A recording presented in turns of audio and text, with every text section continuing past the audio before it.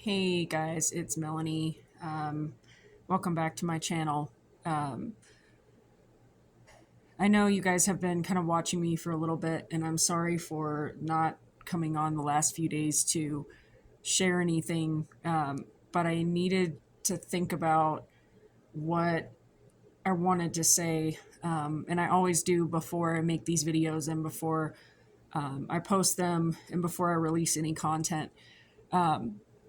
I think about it because I want to make sure that I'm sending out messages and sharing things that are helpful, and don't continue to build up your ego, and build up the things that are expected of you in society, and help you to live the best version of your life and be your best self. That's the whole goal of this channel, is to let go of the things that we've experienced as children, or adolescents, like when we were younger, that have been forms of conditioning, put on us by other people through tradition and beliefs, through rules, through ideas for education, and many different things that like we experience in life. And so I always want to make sure that my content is not only authentic and real, but it's also not playing into the things that we know already, and that have kind of led us to where we're at. Which, if you're watching this channel, you're probably working on an ego death, or you're working on finding who you are without being defined by somebody else. So I appreciate that, because that's not an easy step to take. No matter your age or where you're at in life, no matter where you live in the world, it's all the same. We have different cultural expectations, and expectations from our family, expectations from our occupation or our employment, our family members, like our kids, our spouses, our friends, that bear weight, and influence our outcome. And so what I mean by outcome is the ego is always looking for an outcome when something is done. So when a decision is made and something happens inside the person internally, they make a choice and they create it immediately in their environment, which is an outcome. And so with that being said, authenticity is super important. That's the first step in kind of breaking down those conditioning factors. Something that I realized yesterday that I didn't know was a form of conditioning, and something that is part of an ego death, is what I'm going to call like resistance from the ego. I think I've touched on it on another video, maybe briefly. But what I'm seeing is like, as I go through changes and as I figure out who I am and I let go of conditioning, so far in my life, I've let go of a conditioning in the form of a religious narrative, which I talked about. If you haven't seen my video on narratives, check it out, because I go into kind of the four main narrative categories and what people experience. And those are just what I know. There's tons of narratives in life, tons. And so these are just the four that I've experienced and that I recognize and that I identify with, but it's different for each person. So as you explore your ego death, I think from what I'm learning, that's going to come to you naturally. So to kind of keep on point, I learned a new part of conditioning in my last video. I talked about conditioning and how those traditions that we grow up with, the narrative that we choose, or narratives that we choose, produce not only our identity, but the image or the reflection of what we think ourselves to be to the world. And so if you think about something, you believe you're something, then you're going to present that to other people. An example is a professional athlete. So their narrative is to be an athlete. And so an athlete can be a basketball player, baseball player, runner, whatever, right? And so there's training involved, there's appearance involved. Once they're successful, there is like management involved of like not only like material wealth, but also what do I want to say, like uh, where they're going to play, what venues they're going to be at, where you're going to be able to meet them, being in front of the public, stuff like that. So their public relations is all taken care of. And so that would be considered an image that is based on our construct or our conditioning, chosen narratives that lead to identity formation, which leads to image, which is the rejection of what we believe we are. Okay. And so for a long time, for me, I believed that I was Christian. And so I projected that narrative. I projected that narrative in terms of, okay, I adopted it, like I said, in my identity. So I chose to study the Bible. I chose to eat kosher. I chose to be friends with only Christians or Torah observant people or Messianic followers, like those that were in Messianic Judaism, and belonged to groups like that because that was my identity. That was my chosen narrative. And so as I progressed in what I thought was a spiritual journey, that's what I did. I followed a certain group, and I adopted the behaviors, I adopted the traditions, and I adopted the conditioning of that group, and I was under that authority. And any religious leader will tell you that belonging to a religious group is a form of identity, is a form of identity through authority. And so just something to keep in mind. And so I'm sharing this because once you are a part of a narrative for a really long time and you form that identity, or you have that identity formation and it's pretty solid and you're convinced that that's who you are. And I'm many other things aside, from that, or have been that in the past with regard to my ego. And so I'm just using an example of one to kind of make what I'm learning more clear. And so with that identity formation, comes not just the stuff in the external, but the stuff in the internal too. So it controls everything. So your ego starts to align with your identity. And so there's a shared relationship that goes on.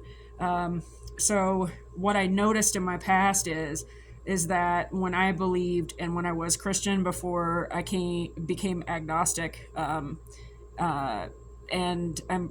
I'm leaning towards atheism at this point. But before this recent change in beliefs, what I experienced was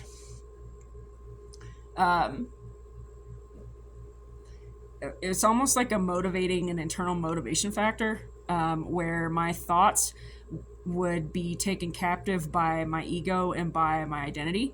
And so I'll give you an example. I used to tell myself every day that I needed to study the Bible for a certain amount of time, and I needed to learn things, and I needed to share things because that was my duty as a Christian.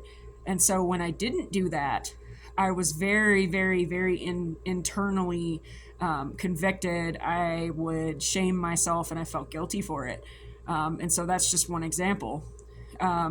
After letting go of some of this ego stuff recently, I thought that it would just kind of get quieter in my head. I thought it would get less obvious or less like significant to me because I'm letting go and I'm, proceeding through an ego death, and I'm understanding like who I was with an identity and who I am without an identity.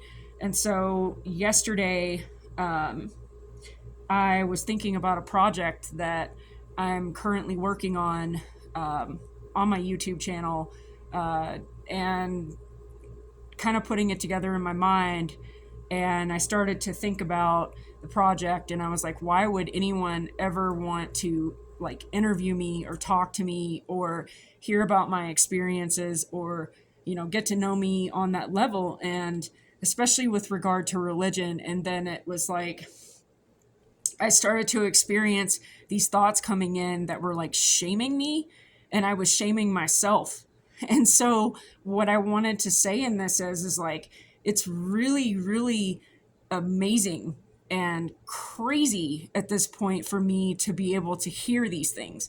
And this is something that just started. And so what I'm realizing is that, you know, this process is actually happening. And this was a first for me to like actually hear these experiences, like, or have this experience and have these thoughts like come in and like take my mind like under like control, like almost captive in a way. And I was completely unable to do anything about it.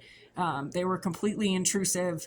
And I was in a really good like headspace before this happened. And then it was like after it happened, I noticed a lot of things. Like I actually gave myself the same physical effects that I have had happen in the past, after being in religion and like being around like, you know, religious narcissists, which I've covered, in my narratives video. But religious narcissists, or narcissism and religion, they go hand in hand. So I call them religious narcissist because I believe that, once you get indoctrinated, once you believe, once you have this, what, you know, Christians or believers call like an unwavering faith, that you become narcissistic because you start to criticize and judge, other people that are also sharing or supposed to be sharing a similar faith, and you're supposed to be empathetic or compassionate to. But I feel like as you progress in any type of religion or belief, especially Christianity, that gets lost. And so people become extremely narcissistic, and they become extremely hypocritical and extremely self-seeking and putting themselves in front of others and making themselves look like, you know, the model, Christian, or, you know, like the person that does this behavior the best. And I've experienced this in my own life. And I recently experienced it. And so that's why I wanted to talk about it. And so after going through that for a really long time and being Christian and coming out of it, you know, it's interesting how this residual stuff still hangs on and still kind of sticks with you. And it's really, really damaging to me, now that I can see that, you know, I was affected, I was conditioned, I was all these things that I'm learning about, and that I'm hearing the things that I used to tell myself that I was in agreement with, that I believed because I had other people telling them to me. And so what I wanted to say too is that once someone starts telling you a repeated message over and over again, a person believes it to be true. And so that's how not only abuse works, but that's also how mind control works. And so a lot of these groups will use mind control and repetitive, like sermons, repetitive messages to instill belief that you are something that you are not. And it keeps members in fear, shame, and guilt, and it keeps them in a pattern of abuse. So they're not strong enough to want to leave. I think that this is so dangerous, and I think that it is so destructive. And the fact that stepping out of a group and being on my own and finding out what I believe and what I want to know and who I am, and having these thoughts come back in to my mind and control me like that, just goes to show like the significance of the messages that they use, and how serious brainwashing and mind control actually are. And I never thought until yesterday that these were actual characteristics of something that I had been exposed to, while I was in Christianity, or, you know, Torah observant belief or Messianic Judaism belief. Like I never thought that actually came into it.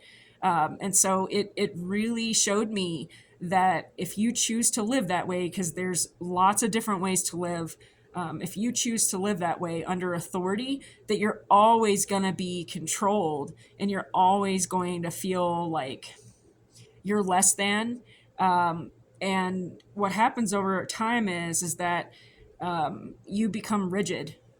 You become less likely to participate in life. I'm going to use an example of someone that I was friends with when I was involved in Christianity and, was a believer, however you want to put it. We shared a similar identity.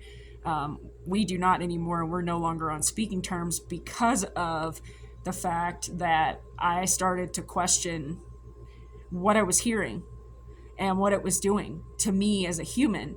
And it was making me um, less motivated. It was making me depressed. I was isolating, and I still struggle with isolation. And so that's one of my goals right now too in all of this is like to speak out about the isolation that happens, because I'm finally getting back into a rhythm where I feel comfortable like actually leaving my house, because it was instilled in me for so long as part of a group that I couldn't. um, and so with that being said, like uh, when I started questioning, like, is my life supposed to be about like study and about just doing the things that are required to belong to this group, or is my life supposed to be not only about um, like finding what actually makes me happy? And I started to question it hugely. And so that started my ego death when I let go of the fact that I was living for a religious identity. I was living through a religious narrative. I was projecting that. I was putting on an image. And I started to shed that and to become myself. I see that that is nothing more than a facade. And a facade is something that gets attention. It's almost like narcissism light. It gets attention. It gets people to pay attention to you. It gets you into a group. It gets you recognized. It gets you um, it gets you away from feeling lonely, whatever it is. But my point is that a facade um, is wearing a mask. It's masquerading. It's um, being something that you're not, or pretending to be something that you're not. And I did that. I did that because honestly, you guys, like, I don't think that it's humanly possible to live up to the standards that are in biblical law, much less be able to let go of every single thing that was created around us, that is here, that has evolved, that we see, that we sense, that we taste, that we feel, in order to pursue something that we can't see, we can't feel, that's never made contact with us. Like, I just don't understand that. And so that was one of the breaking points for me, was that I just don't understand that. I don't understand how this stuff is possible. I don't understand how people can blindly follow something. And I did for most of my life. And so I understand that narrative. I understand that construct of your mind and your ideology, like what you believe, what you think, and how if you don't know and you don't allow yourself to be open and explore, how you could fall into that. Because like I said, if you hear the same thing over and over and you squelch, or you put down the internal fire, in Messianic Judaism we call it the Ash Tamid. If you squander what's in your heart, your desire, you become extremely rigid, like I mentioned earlier, like very, very, very rigid. And so rigidity is not fluid. It's against the environment. It sees everything from a construct or from its chosen narrative. So if you're religious, like, you see it from a religious perspective, you don't see anything else but what you've chosen in that narrative. And so it's really hard for people who are in a religious narrative, who have formed their identity, who have lived their life a certain way for a really long amount of time, to literally be able to see the opposite perspective at all, because it's defined as good and bad, or good versus evil, or whatever. And so after a while, the more rigid and solid, and I guess the unwavering faith, or the one that stands still and waits for Elohim, as I heard when I was in Christianity before I came out recently, with like in the last couple of years. This is the term they were using. If you were grounded, you didn't get swept up in like worldly matters, or finding pleasure, or finding who you are, or entertaining yourself, like learning about yourself, loving yourself. Like, you were a vessel for God, as they put it. You were a vessel for Elohim, Jehovah, however you want to put it. A lot of people, and recently I learned that it he's referred to as Yahweh. And so, however you want to term this is what has gone on in affiliating with religion and forming your life and your identity around it. This is what we end up with. We end up with a very rigid, suffering, like it's almost like a fish out of water when you come away from it. It's like you have an inability to like know who you are, know what you want, know what you desire, remember who you were before you even started living in this identity. And so the last thing that I want to talk about today is monomania. And monomania is part of what I've been experiencing with that conditioning. And so monomania goes hand in hand with the religious narrative, because monomania is adherence to a subjugator, or adherence to a leader. And it's utter and total 100% submission and adherence. And so where is the leader located? Typically the leader is located in a church for sometimes a group of people that claim to have like spiritual insight, or sometimes it's somebody on YouTube. So the last piece of a religious narrative living that identity is monomania. And monomania is, like I said, adherence to the leader. What is the leader telling you to do? What is the leader saying in his or her message? And is it safe? We never ask ourselves, is it safe when we're listening to someone like this?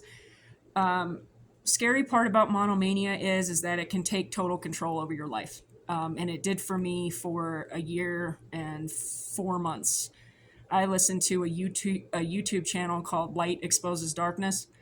And the creator on that channel, I got to know him personally. I had fellowship with him in the past. And what I want to say is he has 500 and some odd videos on YouTube. And all of his videos, the message is the same. The message is that the world is evil, that people sin, that people are full of darkness, that people are not who they claim to be. And the message has some, variables with like personal insight and stuff like that. And, revelations that are claimed to be given, which is pretty typical of someone who's trying to lead a group or start a group spiritually. But the point is with a leader who is using a monomania message, the sermon, or what is being said, what is being spoken, he refers to it, this channel refers to it as speaking about things. It's all the same message. And so if you were to listen to one recording and then you go back, let's say you go back 6 months, you're going to hear the exact same thing. And so what the person does is they continue to put out the same message over and over and over again. And the more a person hears something, the more they believe it, the more it becomes convincing to the mind. And that's a mind control technique. Is something like this at fault? Is a person like this at fault that is, really, really devout in their faith, really, really considering that, they are who they say they are, they just want to speak out. Are they dangerous? Yeah, they're dangerous. Because when you come out of a religious narrative, when you come out of that identity, you are indoctrinated. And so if you still have that ego, you still have that construct or that shared relationship with your identity, and it's feeding it religious stuff like that you've heard in the past and you're angry about it, that's your ego influencing your narrative, and it's going to influence not only what's in your heart, what's in your mind, but what comes out of your mouth.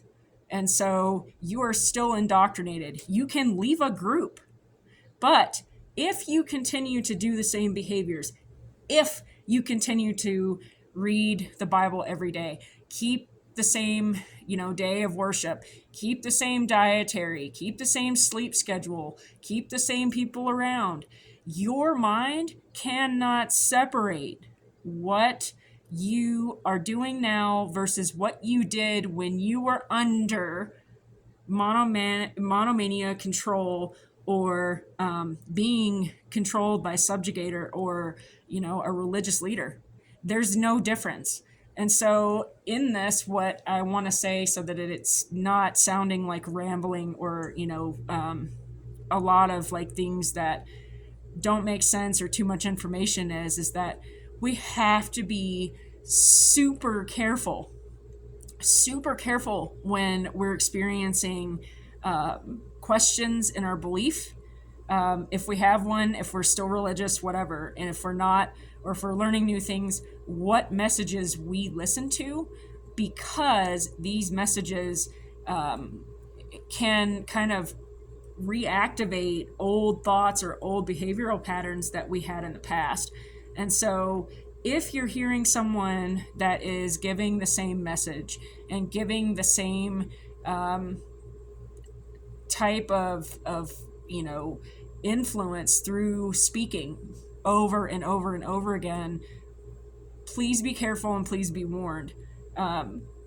People who come out of religious narratives who drop that identity are very, very vulnerable to kind of inheriting those identity behaviors and things again, because trauma produces vulnerability. And so let's face it, for a lot of us, and myself included, you lose your family, you lose your friends, you lose your connection to people, you lose human connection when you make a huge choice. Sometimes you don't. Sometimes, like, you may have someone that's a friend, or you may have your partner, spouse, significant other, whatever, that decides to leave that particular identity and belief along with you. But and a lot of times you don't. And so you look for someone, and I know this to be true for myself, you look for someone to kind of fill what your ego and what your identity needs. And there's a lot of that. There's a lot of that on YouTube. So just be careful, you guys. As I always say, I'm encouraging you to live your best life, be your best self, be authentic, and not be influenced by mind control and people that are just out to get to know you so that they can take advantage of what you have and steal it from you. You got to be really careful. So anyway, as always, keep loving yourself. I'm sending you healing light from above. Shalom.